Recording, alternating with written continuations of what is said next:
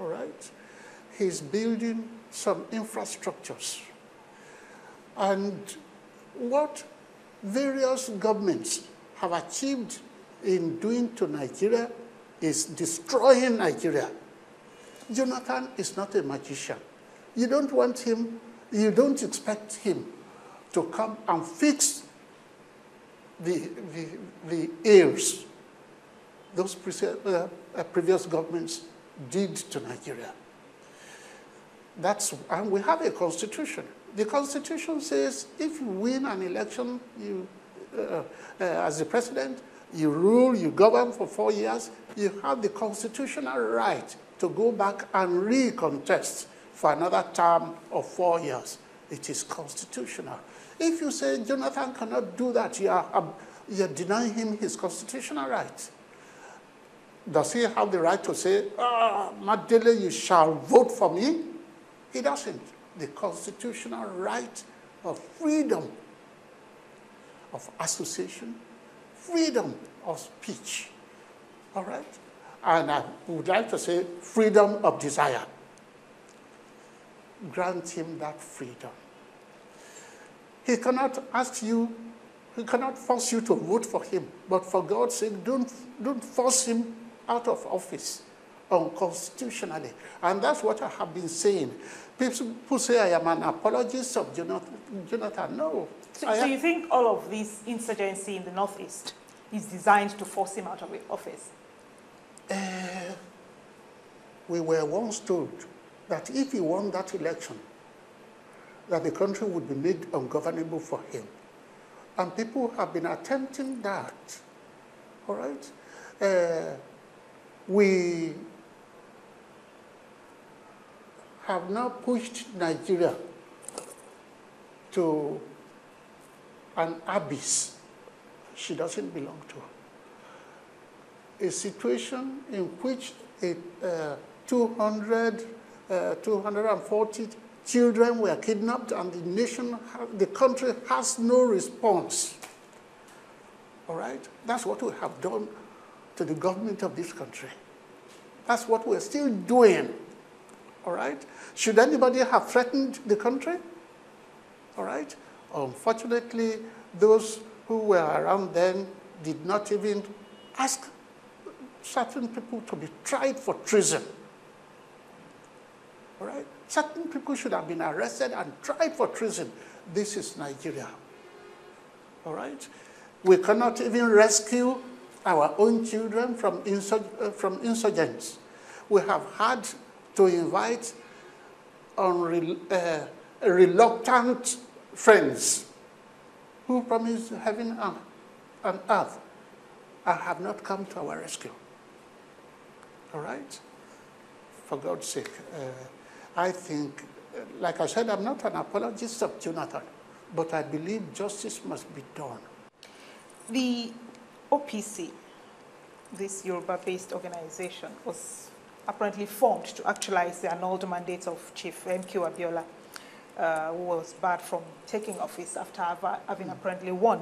You were imprisoned for 19 months during the military rule of Sani Abacha, but yet you were jubilating when Hamza Mustafa was released from jail. You must be one of the very few Yoruba men who believe that Mustafa was not guilty of anything, despite that acquittal. What gives you the confidence that, you know, well, he got acquitted? Advocacy for social justice and democracy is not a mob action. All right? I was present in court virtually throughout his trial, the trial of Al-Mustafa. What was your relationship with him before that trial? I never knew him before Oputa. We met at the Oputa panel, all right? And I didn't know him. As a matter of fact, when he introduced himself to me, I stood back, said, "Oh, Mustafa, the man who was responsible for jailing me for almost 2 years?" And he said he would explain to me. And when he explained to me, I didn't find many lies in what he told me. and I started attending the court proceedings. And I was astounded that somebody who was being accused of murder was kept in jail for 3 years without being given a summary trial. And why was he kept in jail for 3 years? We were fishing for charges against him. Nobody charged him of murder for about 3 years. But after about 3 years of fishing for charges, we came in to murder. We being the government? The Nigerians, all right? And he was being tried for, during those 3 years, my dear, he was being tried for various offenses. They said he was planning a coup. Even in maximum prison, they said he was keeping Abacha's loot. They said he was importing Scud missile. Do you know what Scud missile is? They said he was importing that. Somebody in jail. And when we tried him for 3 charges, 3 offenses, while he was in jail, what in legal parlance people say, trial within trial. He was given trial within trial 10 times, and the 10 panels set him free on each count. And yet we held on to him. And when witnesses now came up, one said he was the one given the gun to go and assassinate Alhaja Kudirat. The court held on to that. Of course, that was a good evidence. And the other one came and said he was the one that drove the car that moved the assassin to the scene of the assassination. And the court believed that, the prosecution believed that, and held on to it rigidly. And I myself, I almost believed it. But then the 2 major prosecution witnesses came back to court. And the first one that said Mustafa gave him the gun to go and assassinate was crying like a mad baby in court. Why are you crying? He said he thought he had lost heaven. Why now? He said, because I have given a wrong evidence against an innocent person. Who is the innocent person? Al-Mustafa. Who the testimony you gave against him is not true. He said, no, it wasn't true. And the second one came, the one that said he drove the assassin to the scene of the assassination, came and also adopted the same method, crying like a mad baby in the dark. And when he was asked, why were you crying? He said, because I think I have lost Arjuna.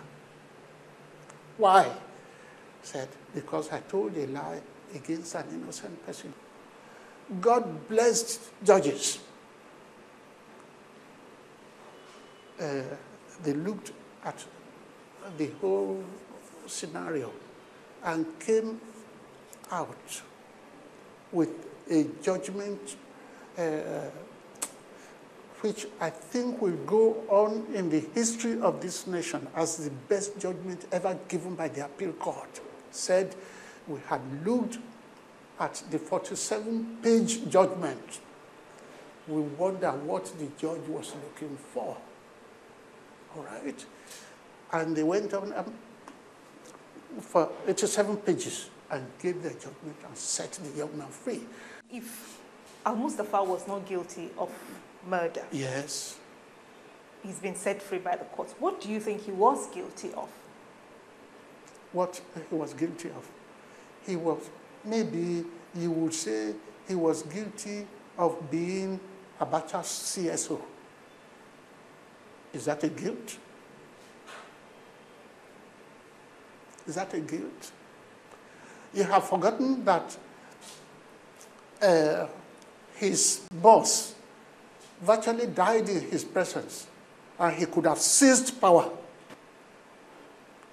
But he didn't do that. Even when generals who were already saluting him as somebody who had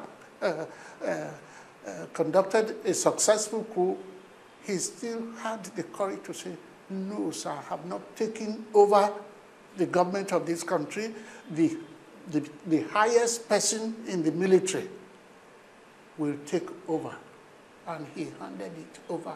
The government of this country, he handed it to Abdul Salami, who had previously saluted him. They thought he had taken over. And generals were, some were kneeling, some were, and he had the courage and the decency to say, no, I have not conducted it. The highest person in the Nigerian military will take over. And he handed over. So he had that much power at that time? He was the chief security officer to the head of state. All right? Of well, course. He was a major. He was a major. But maybe the major with a difference. Why were generals saluting him? He succeeded in disarming the generals before he announced to them that the head of state was dead. It was after he had disarmed them, he took them to the room to say, that's the head of state. All right? And we didn't consider that magnanimity. If he had seized power, if he had said, yes, I am fellow Nigerians, so and so, we would have complied. And he could have stayed in power for a few years or a few months. All right? But he didn't do that. Instead, we started castigating him, chastising him, imprisoning him, punishing him the way he didn't merit. And I am a crusader for social justice. That's why I took my position behind him. When I came back from Kano, my people tied me to the stake, wanting to set me ablaze. I said, I didn't mind dying for the truth. I wouldn't want to live for untruth. Dr. Frederick Fasheun, we thank you for your time. Thank you very much. Yeah. And we thank you for watching. View from the Top will return next week, and we invite you to join us again. But between now and then, let's continue our conversation online at channelstv.com. I also invite you to follow me on Twitter at ModeliSY. I thank you again, and I wish you a good day.